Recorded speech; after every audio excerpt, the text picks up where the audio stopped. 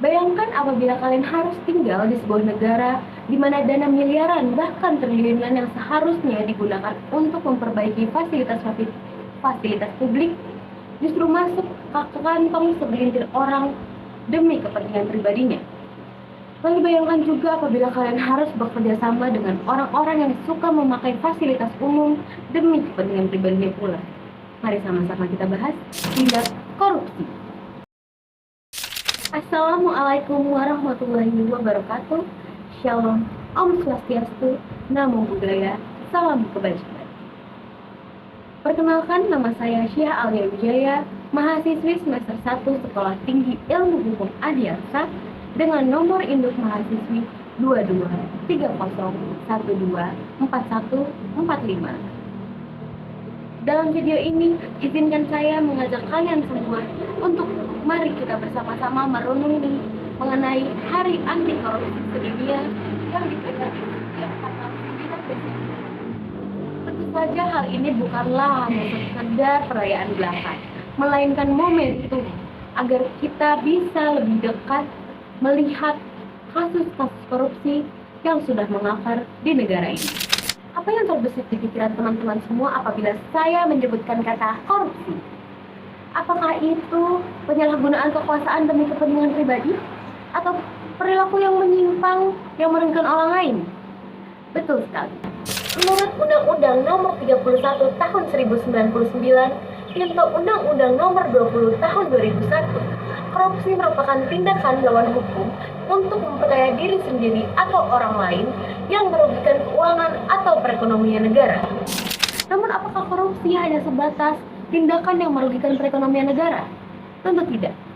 Menurut ahli bernama Kartono, beliau menyebutkan bahwa korupsi merupakan tindakan individu yang menggunakan wewenang atau jabatannya untuk keuntungan pribadi atau kelompok yang merugikan pihak lain. Ini berarti tindak korupsi bukan hanya tindakan yang merugikan perekonomian negara, namun juga segala tindakan yang merugikan orang lain atau pihak lain di mana pelaku menggunakan wewenang atau jabatannya demi keuntungan pribadinya. Dalam video ini, saya akan membahas mengenai dua jenis korupsi yang ada. Yang pertama adalah korupsi makro dan korupsi mikro, di mana korupsi makro adalah korupsi yang dilakukan dalam skala besar yang biasanya dilakukan oleh para pejabat-pejabat tinggi sebuah negara dan melibatkan sejumlah dana dan juga merugikan perekonomian negara itu sendiri. Salah satu kasus yang bisa kita ambil dari korupsi makro ini adalah kasus IKTP, di mana para pejabat itu memasukkan dana sebesar 2,3 triliun yang seharusnya dialokasikan untuk pembangunan justru dicuri.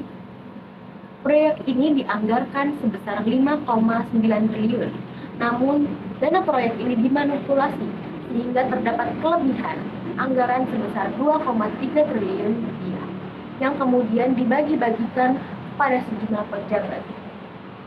Pelaku utama dalam kasus ini adalah Setia Novanto yang pada saat itu menjabat sebagai Ketua DPR RI, Irman Dasugiharto, yaitu mantan pejabat Kementerian Dalam Negeri, dan juga beberapa anggota DPR serta pihak-pihak swasta terkait. Dampak dari kasus ini adalah tentu saja kehilangan kepercayaan publik terhadap pemerintahan dan peringatan untuk pemerintahan agar segera mereformasi sistem mengenai dananya atau budgeting seperti transparansi dana dan lain-lain. Untuk mikrokorupsi adalah korupsi yang dilakukan dalam skala kecil dan biasanya dilakukan oleh individu atau kelompok yang berada di tingkat kecil atau menengah ke bawah. Salah satunya adalah kasus di mana seorang supir yang bertugas untuk mengantar dan menjemput pegawai-pegawai kantor, namun menggunakan mobil dinasnya itu untuk berjalan-jalan bersama keluarga di jam dinas atau di jam kerja. Seperti itu. Dampak yang diciptakan oleh korupsi mikro ini adalah budaya korupsi yang kemungkinan akan dilumrahkan dan menjadi korupsi makro di kemudian hari. Dua fenomena pemberantasan korupsi. Yang pertama adalah peningkatan kasus korupsi yang diungkap oleh KPK. Salah satunya menggunakan operasi tangkap tangan atau OTT, di mana pelaku tindak pidana korupsi langsung ditangkap pada saat itu juga di saat ia melakukan tindak pidana. Dan yang kedua adalah hukuman untuk pelaku korupsi yang diatur dalam Undang-Undang Nomor 31 Tahun 1999 junto Undang-Undang Nomor 20 Tahun 2001. Dan yang kedua adalah tiga, fenomena pencegahan korupsi yang telah dilakukan oleh KPK itu sendiri dan masyarakat tentunya.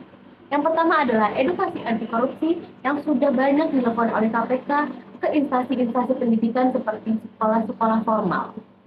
Yang kedua adalah transparansi dan digitalisasi. Dan yang ketiga adalah partisipasi masyarakat yang tentunya sangat diharapkan untuk membawa dampak lebih baik lagi terkait kasus-kasus korupsi makro maupun mikro yang sudah banyak terjadi di negeri ini.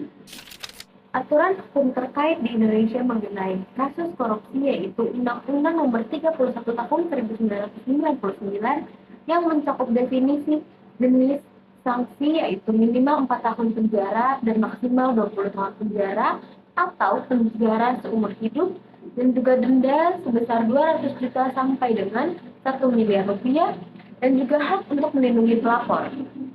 Undang-undang ini diubah kembali pada tahun 2001 yaitu menjadi Undang-Undang Nomor 20 Tahun 2001 yang dimana ada perubahan denda dari yang tadinya 200 juta sampai 1 miliar menjadi 50 juta sampai dengan 1 miliar. Dan juga ada Undang-Undang KPK Nomor 19 Tahun 2019.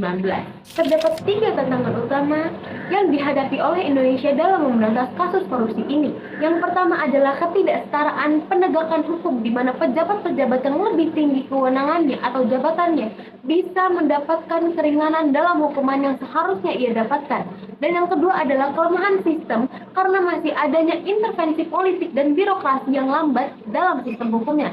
Dan yang ketiga adalah korupsi dianggap sebagai hal yang wajar dan lumrah, terutama korupsi-korupsi mikro. Dari sini dapat kita simpulkan bahwa korupsi baik dalam skala besar maupun kecil merupakan masalah yang membutuhkan kesadaran dari dalam diri kita maupun lingkungan sekitar.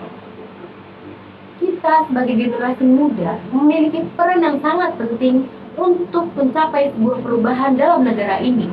Mulailah dari tindakan-tindakan kecil yang nantinya akan berdampak besar di kemudian hari. Karena kita merupakan generasi anti korupsi. Wassalamualaikum warahmatullahi wabarakatuh.